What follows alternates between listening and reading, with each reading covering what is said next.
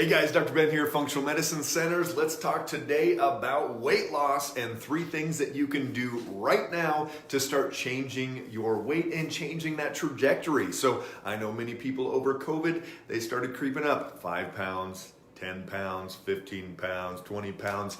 If you are one of those that is going in the wrong direction, stick with us. I've got some great tips coming up right now of things that you can do today to start changing this. So anybody jumping on, give me a thumbs up if COVID this last year was not so great for your weight, if things were actually starting to go the wrong direction.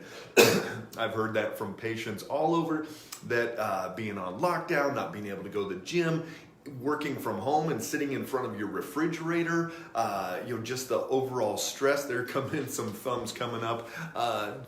Just the general stress that people were having day in and day out was contributing to their weight. If we're under more stress, if our adrenals are taxed, if our cortisol, the main adrenal hormone, is going up, we are going to put on more body fat, especially in the midsection. So stay with me here. We're going to go through 3 things that you can do today to start getting your weight into a better place.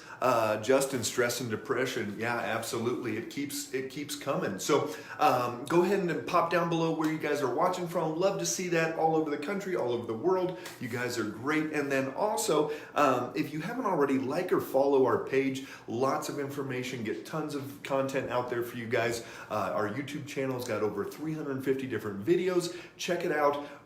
Educate yourself, learn as much as you possibly can. Okay, let's jump into it. Here we go. Hey Carol, good to see you.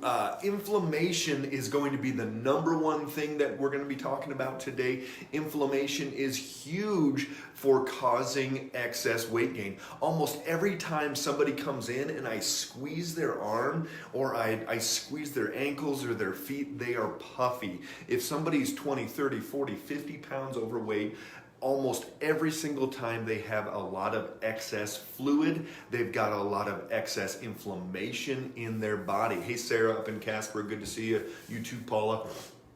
So here's the deal. We are holding on to all of this extra inflammation, and this is where a lot of the weight comes from. It's not truly body fat, but the old saying is the body's solution to pollution is dilution. So if we're polluted, if we're toxic, we're going to be holding on to more of this inflammation. So you've got to be able to get that inflammation down, and there's many things that contribute to inflammation. We'll be talking about blood sugar in a second, but blood sugar imbalances are going to do that. We look for liver imbalances. A lot of people come in and they have fatty liver. We have to go through and detoxify that liver, help it break down things better. The inflammation is going to be coming from infections, from stress. All types of different things are creating this inflammation in the body.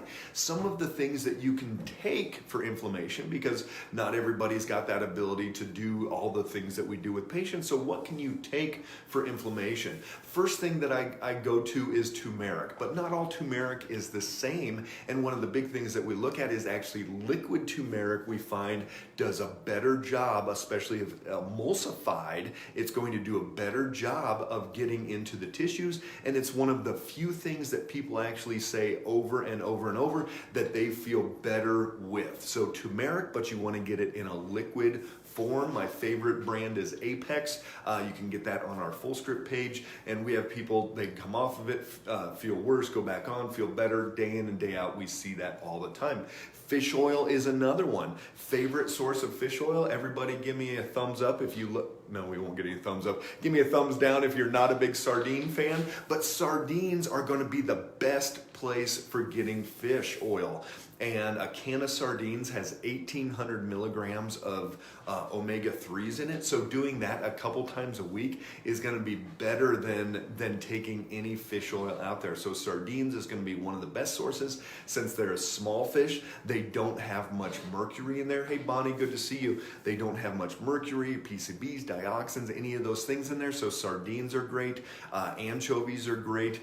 Any of those small fish are really, really good. And if you want, in addition to that, you can take a high quality fish oil as well. The other thing that's going to contribute to inflammation is food allergens. Hey Justin, hemp seed oil. Hemp seed oil could have some anti-inflammatory properties to it. I have not used used it enough with patients to see that on a consistent basis.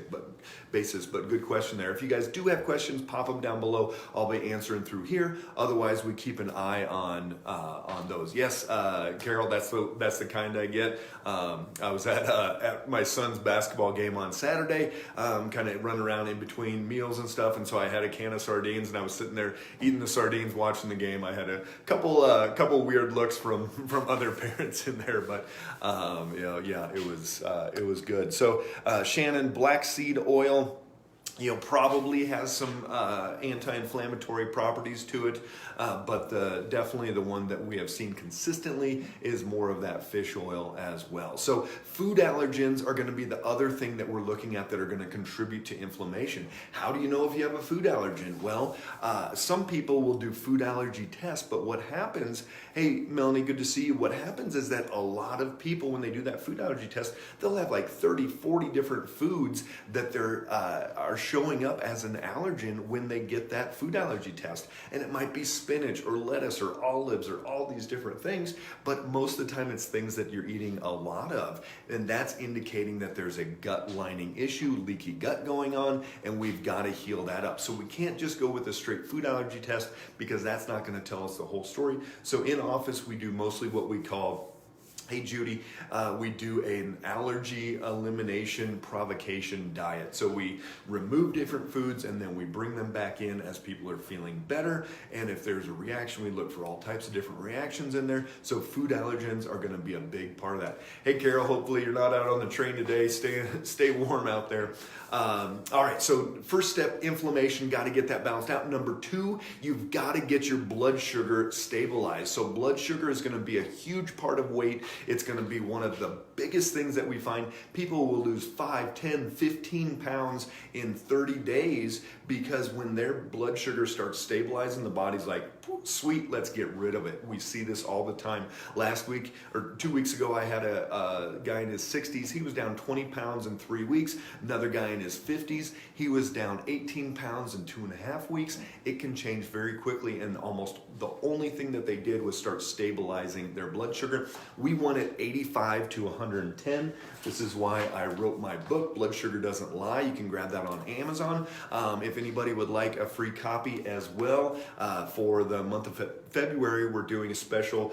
Last month it was Google, this month we are doing Facebook reviews. So if you leave us a Facebook review, we will send you a free book, either my blood sugar book or my Rebuild Your Brain book. So if you want a free Blood Sugar Doesn't Lie book, go ahead and leave us a Facebook review. We'll put a link down below, or just click on the review section here. Let us know how much you've learned from our page, or if you're a patient, what you've gotten experience with, and we will send you out a free book. So 85 to 110 is where we want that range to be. So a lot of people, and some of you are patients on here already, so let us know down below where your blood sugar has been running. We'll see people in the 180s, we'll see people in the 60s, all over the place. Those swings are very, very damaging. They cause inflammation, they throw off hormones, they affect glucose to the brain. All types of different issues are coming up if your blood sugar is not stabilized. It is one of the biggest things that you can do to get your weight down to an optimal level, is to get that blood sugar stabilized. If we could stabilize everybody's blood sugar, hey Sherry, if we could stabilize everybody's blood sugar in this country,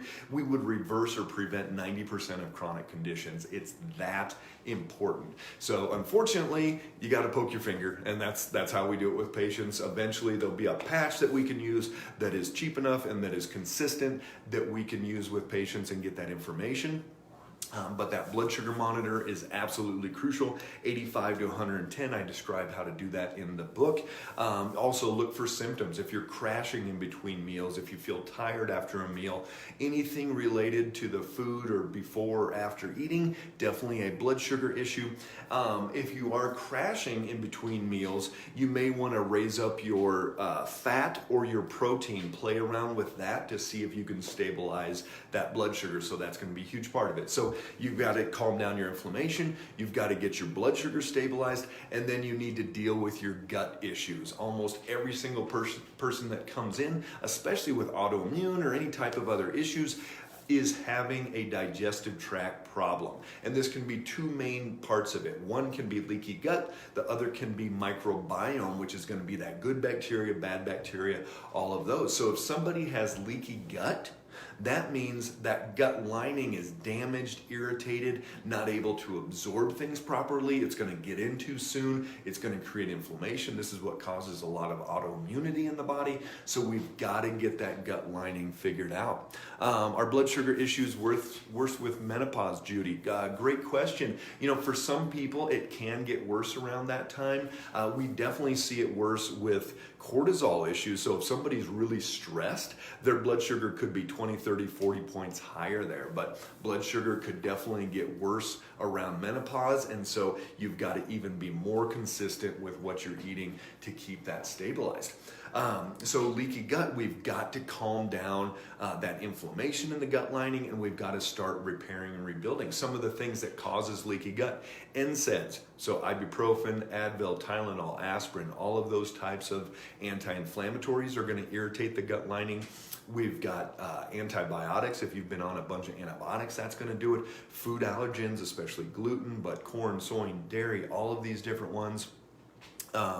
Hi, are there other visible symptoms for gut problems? Great question, Nelda. So other visible symptoms would be gas, bloating, general inflammation as well. So if I see somebody inflamed, skin issues, eczema, cracking skin, breakouts, acne, things like that, anything along those lines is going to contribute more towards the symptoms or visible signs of gut problems. So you've got to look for the skin, you've got to look for the inflammation, you've got to look for weight. Sometimes people, they'll gain 20, 30 pounds pretty quick, and that's a pretty good sign that their gut's out of balance as well. So that leaky gut, chronic stress is going to do that as well, but nobody's stressed out there, right? So you guys are all fine.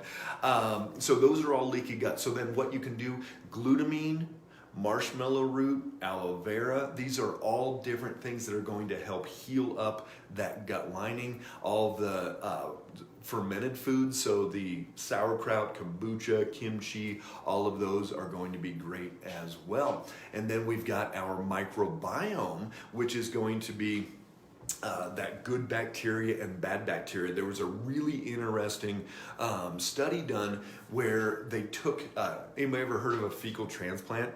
Give me a thumbs up. Give me a thumbs up if you've had one too, or leave a message down below. But fecal transplant is where they literally take it from one person and put it into the other person. It's the number one thing that they do for C. diff, which is antibiotic resistant bacteria.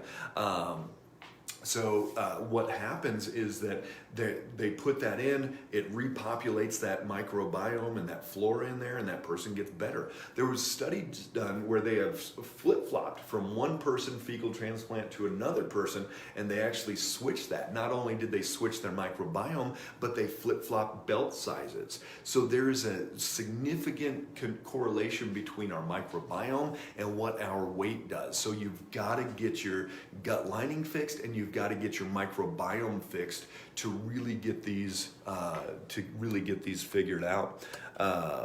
Let's see, there was another question. Are people more prone to gut issues if their gallbladder was removed? Absolutely. So that can be a big part of it. The gallbladder is going to store bile, which breaks down fat. So if you eat fat and it breaks down, great, it's going to move through. But if you don't, it's going to have a major problem digesting. It's going to cause more indigestion, irritate that gut lining, a lot of other things. So bile salts, write this down, B-I-L-E, bile salts is going to be the best thing that you can do. It's kind of like an enzyme, and you can take that with your meals, especially fatty meals.